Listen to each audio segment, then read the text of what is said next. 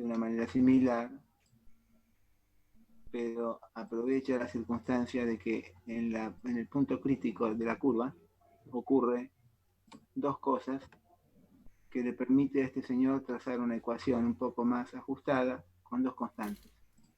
Esas dos constantes las puede obtener derivando en ese punto crítico. El punto crítico tiene una situación dependiente horizontal porque es un punto de inflexión de la curva, por lo tanto la derivada de la presión con respecto al volumen es cero y la segunda también, por ser un punto de inflexión.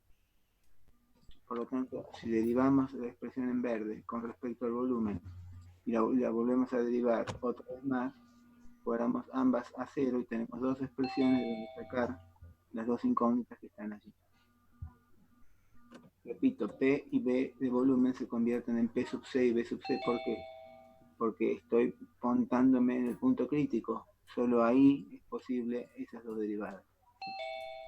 Quiere decir que acá tenemos el talón de Aquiles de la ecuación de Van der Waals. ¿Cuál es el talón de Aquiles? Que es válida solo en las inmediaciones del punto crítico. Mientras que Clapeyron es válida en todas partes. Entonces, de ese modo,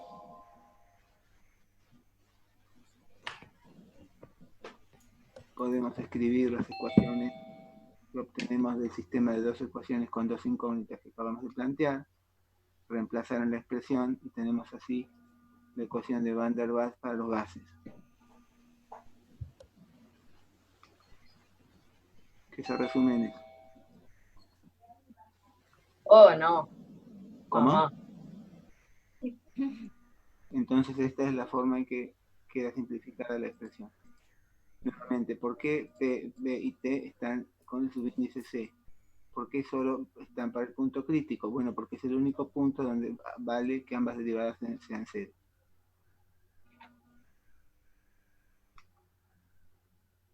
Bien, entonces vayamos a cálculo. Estamos dentro de gases puros reales, ¿no? Son reales, pero estamos hablando de un gas solito. Entonces, ¿cómo puede variar la dinámica de ese gas a través de expresiones empíricas como esta? Acá tenemos que a 273 Fahrenheit la viscosidad es mu sub 0. A la temperatura T, que es la que nos interesa calcular, la viscosidad será mu, donde C es una constante del gas que estamos considerando. Esta ecuación es empírica y sirve simplemente para trasladar valores de viscosidad a los correspondientes a otras temperaturas.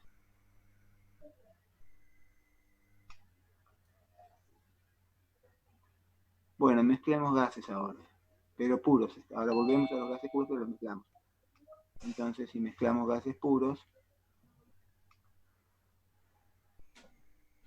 acá tenemos una mezcla de gases. Por ejemplo, el oxígeno, el aire que respiramos está formado por una mezcla de gases que podemos considerar ideales.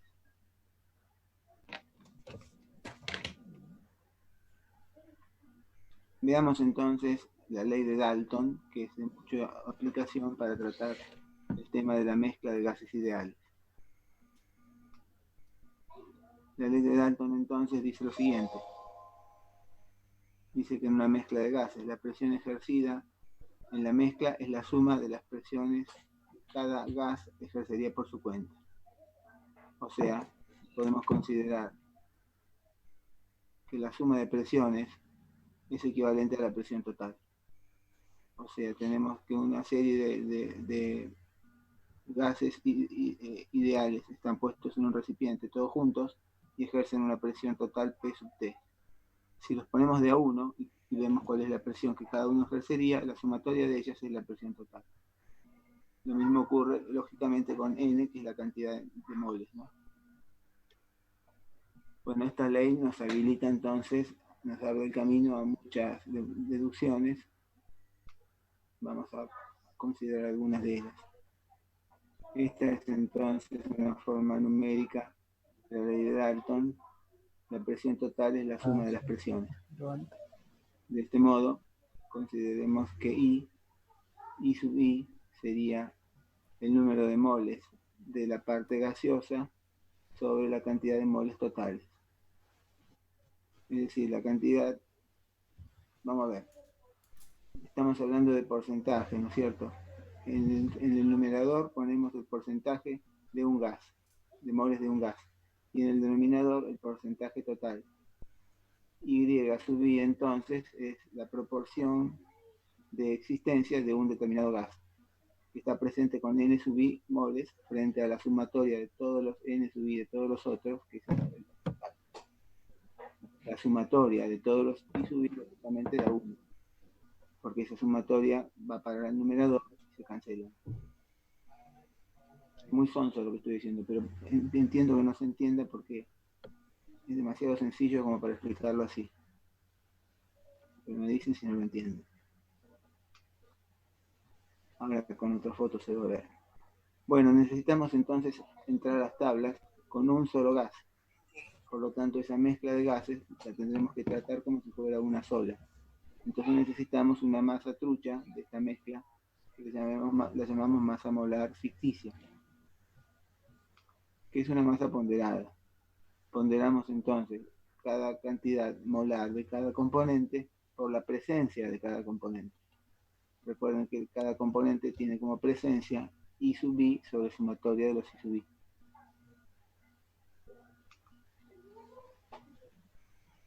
Bueno, esta sería la masa ficticia del aire.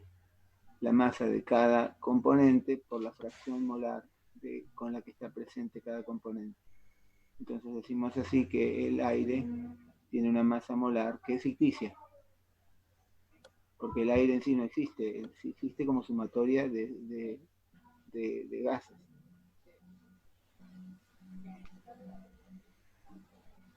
Calculemos entonces la densidad de una mezcla de gases ideales.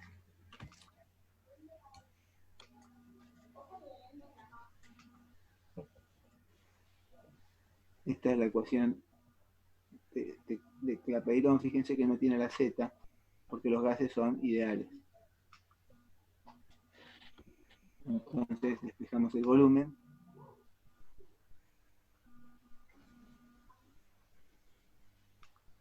Reemplazamos por la masa y nos queda así. Es decir, la densidad la tomamos como peso total sobre el volumen total. Y esta es la expresión que corresponde a la densidad para la mezcla de gases. Si hablamos de una masa ficticia, que es un promedio ponderado, inventamos una masa que no existe y entonces tratamos a la mezcla de gases como un único gas. Trucho.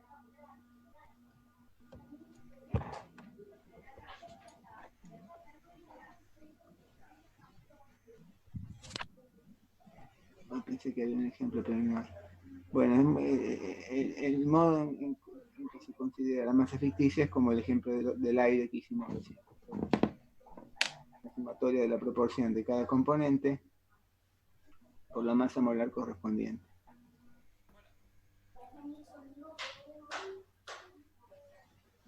Bueno, vamos entonces a presentar otra ley importante que es la de Raoult,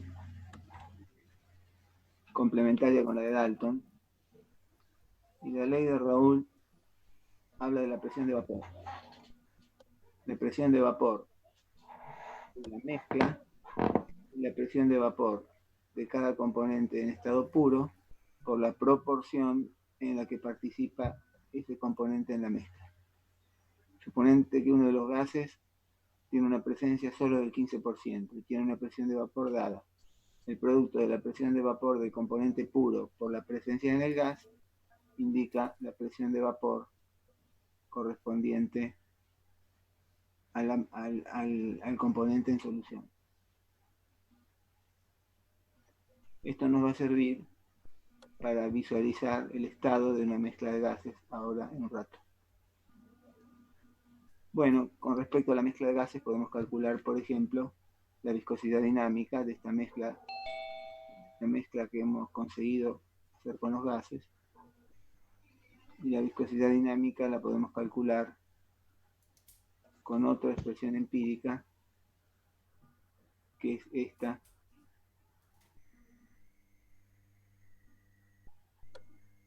donde tenemos así en el numerador una expresión de un gas y en el denominador la sumatoria para todos. Entonces estamos considerando allí la temperatura crítica del gas, la masa molar del gas, la viscosidad del gas, y X está indicado ahí como R.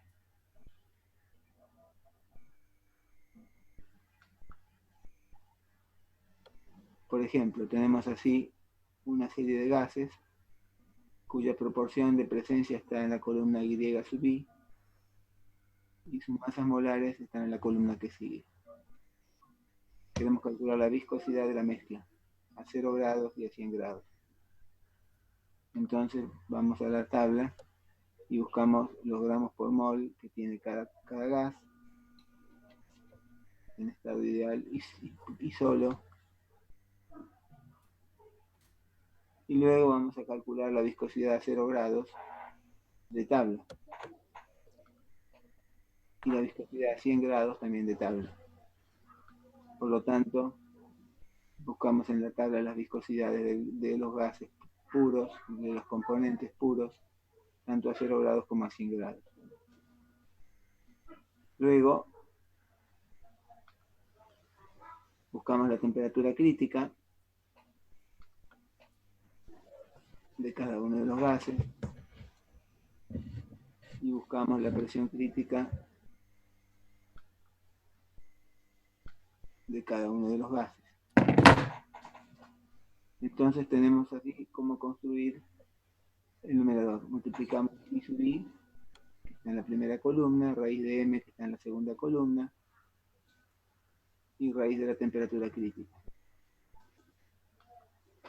Tenemos la sumatoria para toda la columna, y podemos hacer el cociente. Entonces, para 0 grados, planteamos la expresión para el numerador,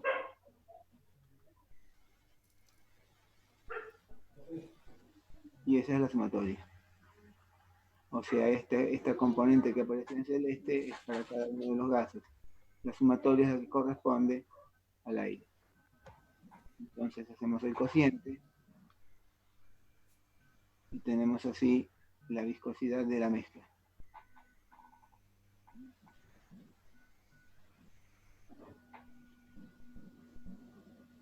¿Me siguieron el razonamiento de la tabla? Así tabularmente es más fácil de hacer y más fácil de entender.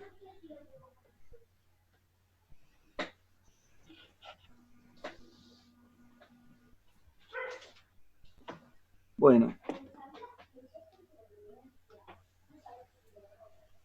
este es el valor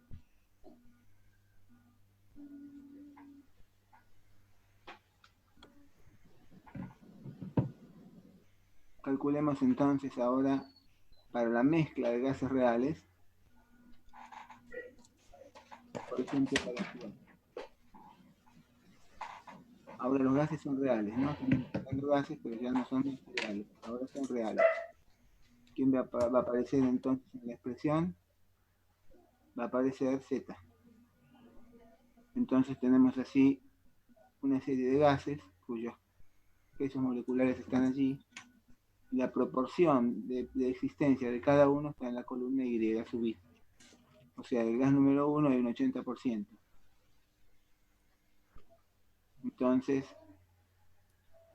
operativamente vamos armando la tabla, ahí multiplicamos las dos columnas,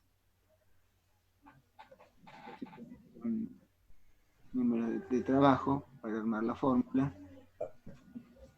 y ahí tenemos entonces la masa ficticia, que es la sumatoria de los productos de la cantidad de I sub I, o sea, su presencia de gas o la masa molecular. Y ahí tenemos la masa ficticia, es como si todo este gas fuera uno solo con esa masa. Estos son los valores críticos que sacamos de tabla para cada uno de los componentes, tanto de presión crítica como de temperatura crítica. Ahora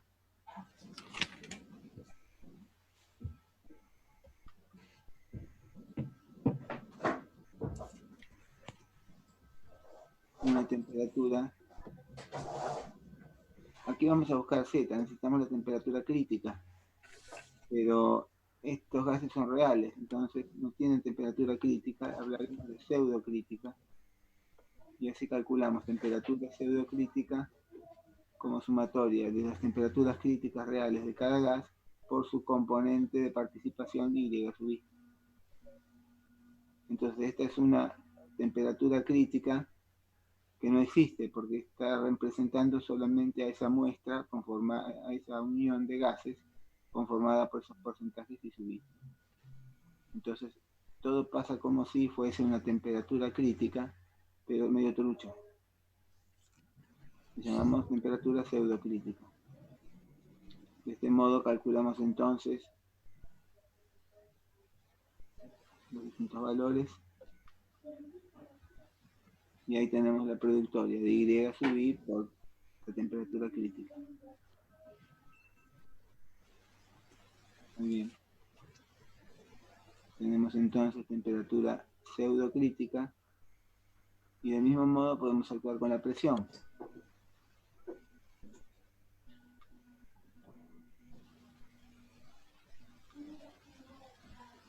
La presión pseudocrítica es una componenda entre las presiones de los distintos gases y su estado de existencia, su grado de participación en la mezcla.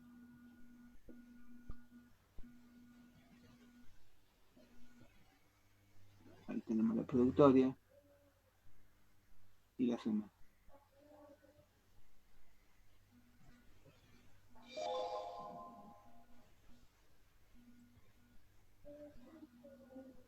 De ese modo determinamos la temperatura pseudocrítica.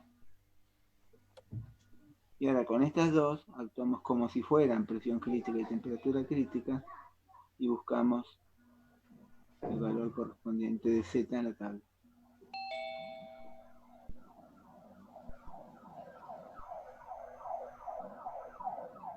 Hablamos entonces del cociente de la temperatura real y la pseudocrítica y obtendremos entonces por añadidura la pseudo reducida. Funciona como la reducida que calculamos recién.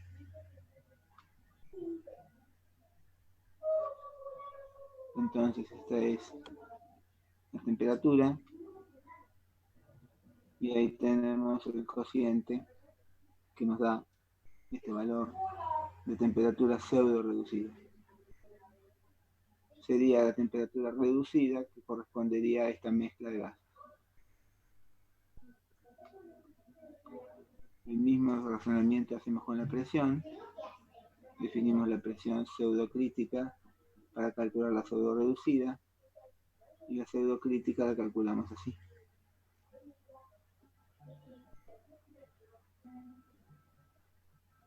Entonces entramos al abaco, entramos con la curva de la la temperatura correspondiente, que es la que está allí, y subimos con el valor de presión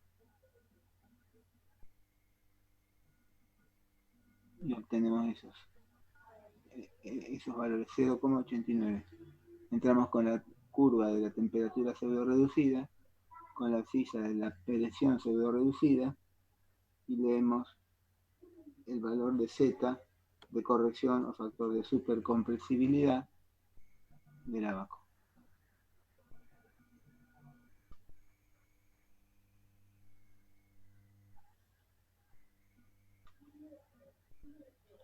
Entonces ahora podemos calcular la densidad porque tenemos Z. Entonces la presión es conocida.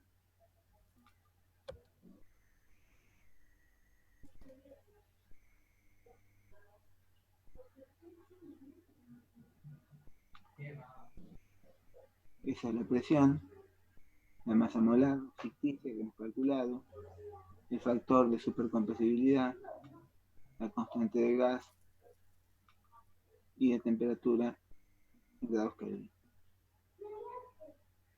De este modo calculamos la densidad de una mezcla de gases puros, no, de gases reales, porque está Z, ¿no? Si está Z, tienen que ser gases reales.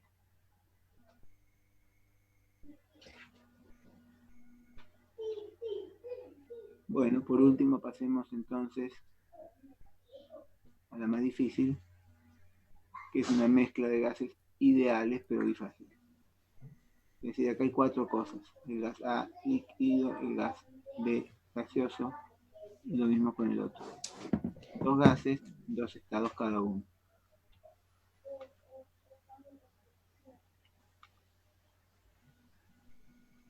Esta es la curva que reemplaza a la curva del agua que ustedes conocen. Esto está en 3D y tiene como eje la presión, la temperatura, y en vez de volumen es más práctico poner en ese eje la proporción X e Y, la proporción de cada uno de los componentes. Para que tengan una noción de qué forma tiene eso, hagan de cuenta que es este gorrito que está acá. Esa es la forma que tiene la curva. Entonces van a ver que adentro del gorrito coexisten el vapor y el líquido.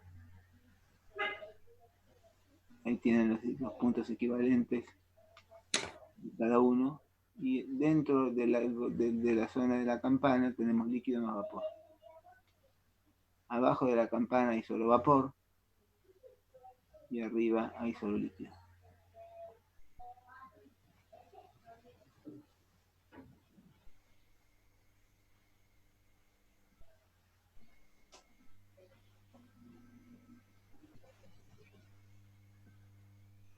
Le vamos a llamar a la superficie de abajo del gorrito superficie de punto de rocío y a la de arriba superficie de punto de burbuja, porque son 2 superficies donde se da exactamente el punto final en esa transición de vapor a gas, de vapor a líquido y viceversa. Veamos, consideremos 2 componentes. Bien a la izquierda hay un componente solo, bien a la derecha está el otro componente solo.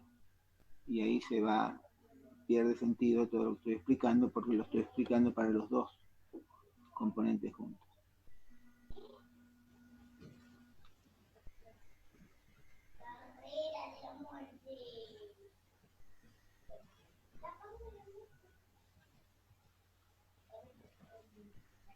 Muy bien. Cortemos ahora, como si esto fuera un jamón, cortémoslo al revés y proyectamos la vista así. Fíjense que rescatamos que el punto crítico se aprecia en el mismo punto, pero esta vez la visión está rebatida a los ejes PT. Esta es entonces una curva bien dibujada. Esta curva indica cuál es la relación presión-temperatura del gas. E indica además qué proporción tiene cada uno, porque acá, en este dibujo que ven acá, hay infinitas curvas. Entonces, como ustedes saben cuál es la proporción, pueden elegir una que la dejamos fija. Supongan que tenemos un porcentaje del gas 1 y su equivalente en el gas 2, y ya tenemos entonces nuestro volumen. Bueno, a la derecha de la curva es todo gas, a la izquierda es todo líquido. Como unión tenemos la mezcla. Bueno, veamos este concepto que es muy curioso, que se llama condensación invertida, para lo cual veamos qué ocurre si aumentamos la presión en una mezcla de gases. Supongamos que estamos acá, estamos en un punto gaseoso. Empezamos a aumentar la presión, el gas va viajando por la tabla hasta acá. Cuando llega a este punto, empieza a condensarse. Por lo tanto, acá aparece una primera gotita. Esa primera gotita comienza a aumentar con el consiguiente aumento de presión. Habrá cada vez más condensación y aparecerá cada vez más agua. hasta que lleguemos a este punto. Cuando lleguemos a este punto azul otra vez, va a haber casi toda agua menos una única burbujita. Por lo tanto, tenemos así que definir las dos curvas como punto de rocío y punto de burbuja. Ocurre algo muy interesante cuando el camino ocurre a la derecha de este punto crítico. ¿Ven? Este punto crítico. Entonces consideremos un viaje de la molécula por acá, a la derecha del punto crítico. A medida que vamos subiendo, ahí tenemos la molécula que va perdiendo presión y llega hasta acá. Cuando llegó hasta ahí, comienza la condensación. Aparecen primero que aparece es una pequeña burbujita de gas. Por lo tanto, le vamos a llamar a esa superficie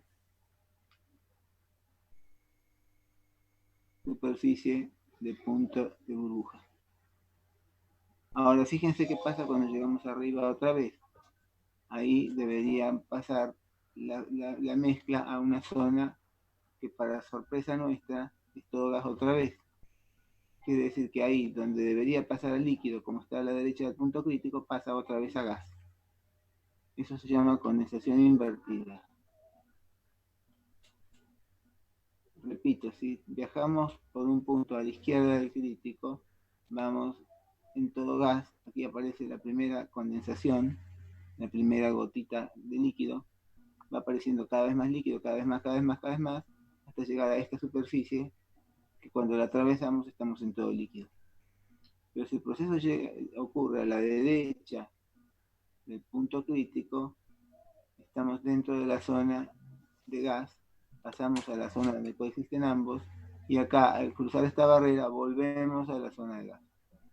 Eso se llama entonces condensación invertida.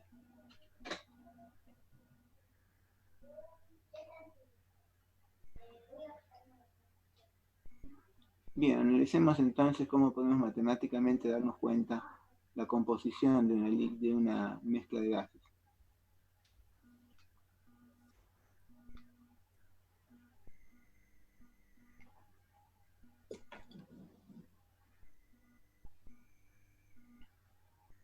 Vamos a ver cuál es el equilibrio para la mezcla bifásica. Tengamos entonces un recipiente en donde tenemos, ¿qué hora es? A ver. Bueno, cuando se corte yo hago la próxima reunión 8:30 y se las mando por mail, ¿sí? Supongamos que tenemos entonces un recipiente, lo ponemos al fuego y ese recipiente tiene 5 componentes. Cada una de las componentes tiene una proporción gaseosa y una proporción líquida. Entonces, I4 es el porcentaje de vapor de la sustancia 4. Y 5 es el porcentaje de vapor de la sustancia 5. X4 es el porcentaje de líquido de la sustancia 4. ¿Qué cierra en la sumatoria ahí?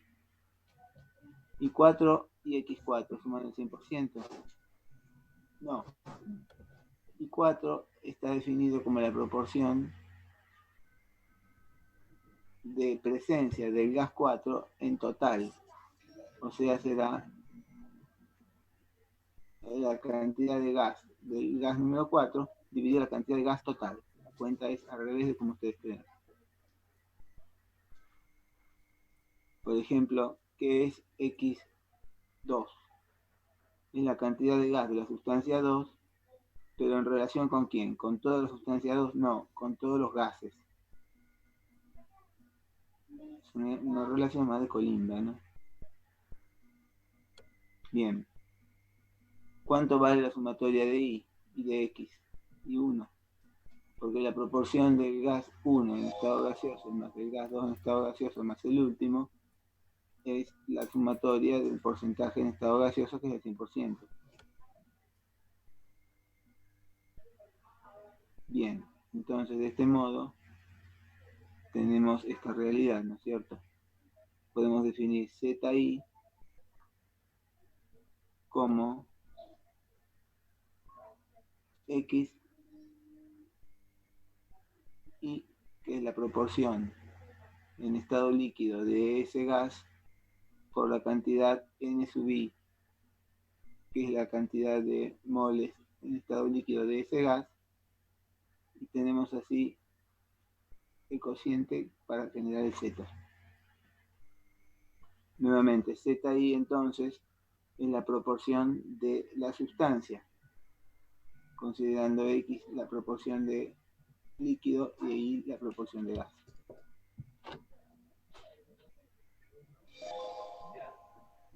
Es decir, tomamos un gas cualquiera, el 3.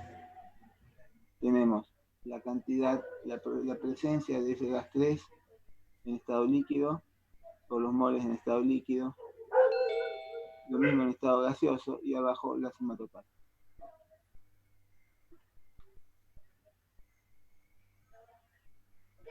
Juntemos ahora estas dos leyes, la de Raoul y la de Dalton, para generar una herramienta que nos permita una conclusión interesante. Esta es la conclusión. Si hay equilibrio, la presión de un componente en la mezcla es igual a la presión de vapor de ese componente. O sea, si el componente alcanzó la presión de vapor, hay equilibrio. Entonces tenemos así que la presión de vapor de un componente en estado puro por la cantidad de presencia en el estado líquido es igual a esta expresión.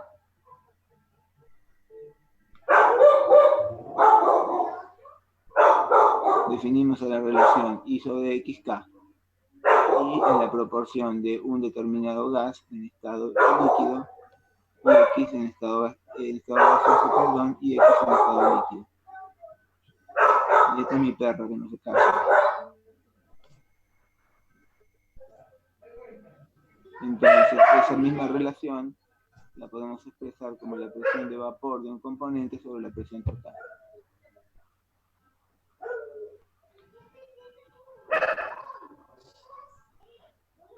Entonces, esta sería la condición de equilibrio para el punto de burbuja. Vayamos a la gráfica. Estoy en clase. Estoy en clase. Este es el equilibrio para el punto de burbuja. Supongamos que estamos aquí. Estamos en el punto, un punto sobre la superficie. En ese punto entonces tenemos todo líquido, porque estamos en el borde del líquido, hay una única burbujita. Si es todo líquido, esta expresión, ¿cómo se convierte? Si es todo líquido, no hay vapor. Si no hay vapor, vuelve el vapor de acá y vuelve el vapor de acá.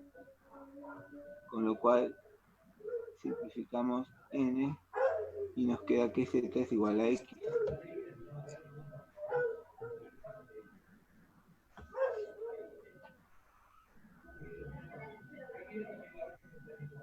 Entonces, la proporción o la presencia proporcional de una determinada sustancia, que es ZI, es igual a la presencia de la parte líquida, que no hay gas, es todo líquido.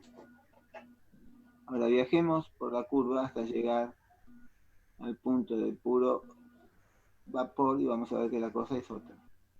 Aquí entonces tenemos que, como K es I sobre X, reemplazamos I, despejamos I, Z es igual a X,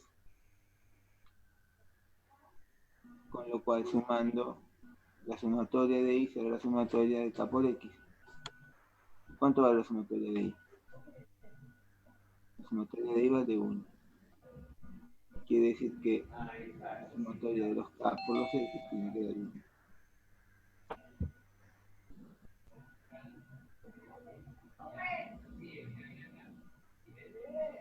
Por lo tanto, esta es la condición que indica que nos encontramos en un punto de burbuja.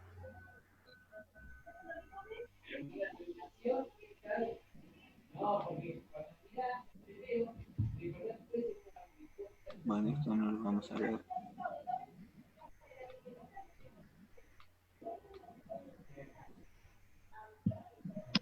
Porque es complicado. Es interesante, pero explicarlo, lo voy a dejar de lado.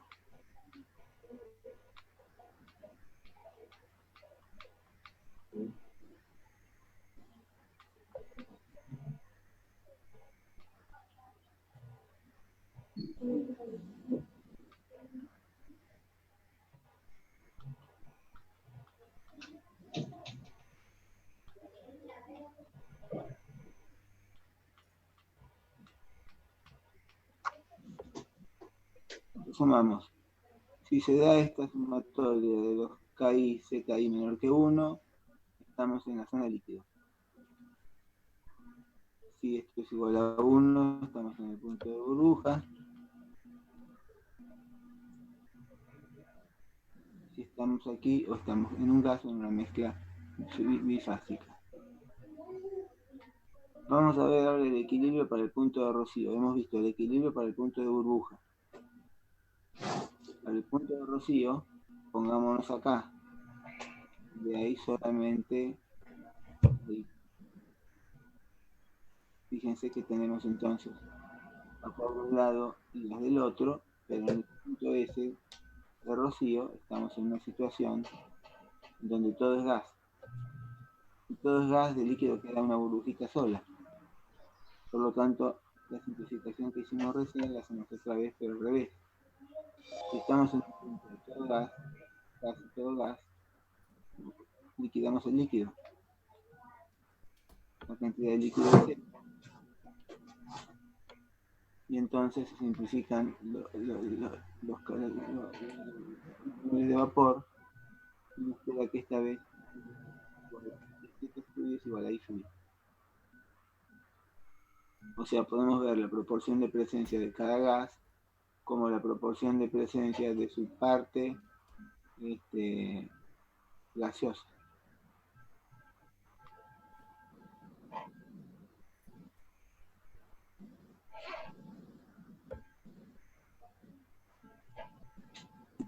Profesor, ya está por cerrarse, ¿eh? Bueno, ahora hago otro y no queda mucho. Vamos a ver si llego. Si llego, llego. Y si no, hago otro y se los mando por mail. La sumatoria de los XY entonces será la sumatoria de ZI dividido KI. Y esa sumatoria genera